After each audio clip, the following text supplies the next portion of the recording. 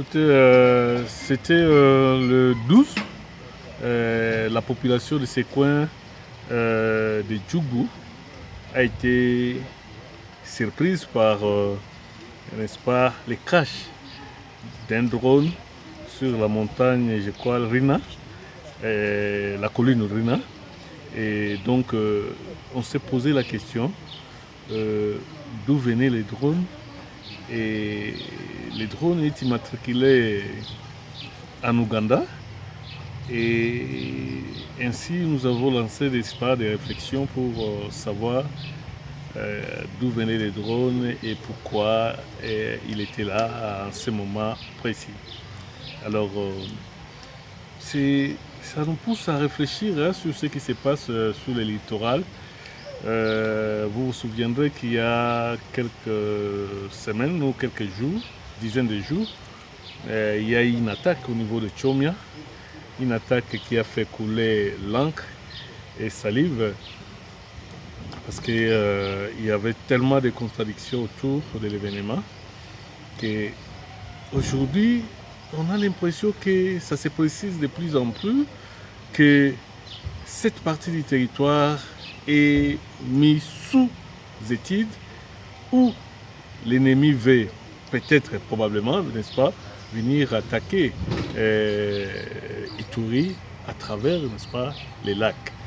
Et donc, nous pensons que aujourd'hui, personne ne peut contredire le gouverneur des militaires, le général Johnny Luboya Kachama, que le Tchomia n'était pas bel et bien attaqué par certains assaillants. J'ai aimé la réaction de cette population-là, qui a vite averti, n'est-ce pas, les autorités. Et c'est comme ça que nous devons agir. Lorsque vous voyez, n'est-ce pas, quelque chose qui ne marche pas bien, quelque chose de suspect dans votre quartier, dans votre avenue, il faut vite informer, n'est-ce pas, les autorités. Et je demande à la population aussi de faire confiance à l'autorité parce que je n'ai pas apprécié la façon dont on a douté, n'est-ce pas, de la version du gouverneur militaire lorsqu'il a dit que l'armée a été attaquée à Tchomia. Et ça fait un débat et certains l'ont appelé des menteurs. Alors que les jours passent, on commence à savoir un peu plus qu'il y avait bel et bien quelque chose de là. Et je crains que cette population du côté du littoral ne soit exposée, n'est-ce pas, à une éventuelle attaque et aussi ne soit exposée, n'est-ce pas, à la tentation de coopérer avec l'ennemi.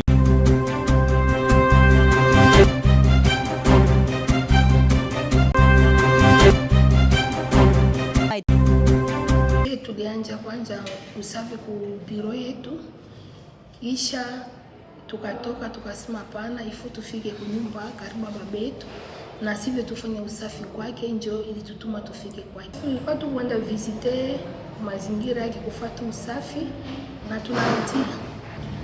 Message ya kwanza, sisi wa mama wenye tuko ndani ya cooperative tunataka amani, tunataka maendeleo, tunataka umoja, undugu na tuungane tukoe kitu moja.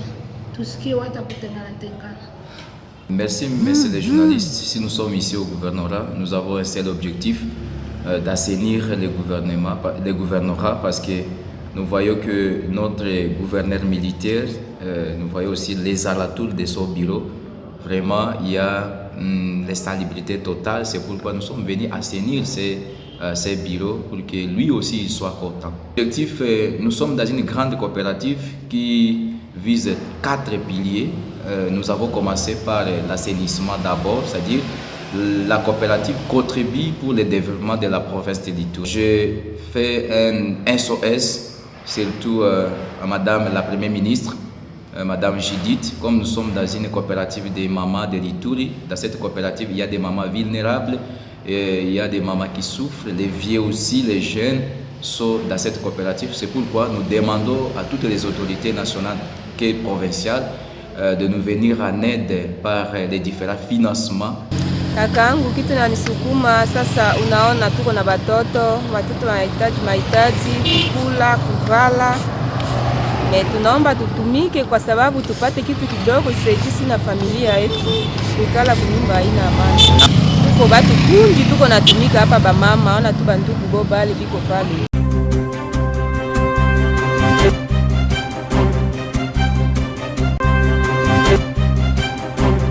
Nous avons effectué une round dans le territoire de Djougou, précisément à Mungwalo, Kilo Eta et puis Tendei. Ce qui m'a amené aujourd'hui devant les micros, c'est parce que, vous savez, ça fait aujourd'hui 3 ans, c'est-à-dire le 17 août 2021. Et aujourd'hui, nous sommes aussi le 17 août 2024. Ça fait 3 ans aujourd'hui, jour pour jour, depuis que les miliciens de la Codeco avaient incendié et détruit complètement l'hôpital général de référence de Itendei. Alors, comme ça a été détruit en 2021, et ce qui a attiré mon attention parce que j'étais sur place avec les habitants de Itendei, vous savez, cet hôpital n'a jamais été réhabilité depuis que ça a été incendié par cette milice de la coopérative pour la destruction du Congo qu'on appelle Codeco ici. Et donc ce qui m'a amené, c'est pour interpeller les autorités nationales, parce que surtout les autorités sanitaires ici, les ministres de la justice, de la santé de Kinshasa, mais aussi d'autres niveaux provinciaux ici, parce que c'est difficile aujourd'hui. Je n'ai jamais entendu dans une planète où une entité peut fonctionner sans pourtant avoir un hôpital. C'est grave parce que l'absence de l'hôpital à Itendei, ça a beaucoup de conséquences. Moindre escarmouche seulement de maladies, les patients meurent ainsi de suite parce qu'il n'y a pas un hôpital, alors que Itendei c'était grâce à trait commercial. Alors imaginez-vous le sort de la population. Donc depuis que les miliciens de la Codeco avaient incendié l'hôpital, il n'y a personne qui a songé à sa réhabilitation, alors que l'hôpital a été construit par un bailleur de fonds non étatique d'ailleurs, de bonne volonté. Il s'agit de missionnaires hollandais qui étaient venus à Itendei et c'est eux qui ont construit cet hôpital. Mais fort malheureusement, les miliciens en 2021, ils sont venus, ils ont détruit ça et puis incendié et l'hôpital ne fonctionne pas. La population, donc à Itendei, il n'y a pas un hôpital. C'est grave lorsque un grand millier comme ça manque un hôpital, c'est terrible. Alors que l'hôpital d'Itendei, ça servait à beaucoup de choses dans le territoire de Djougou.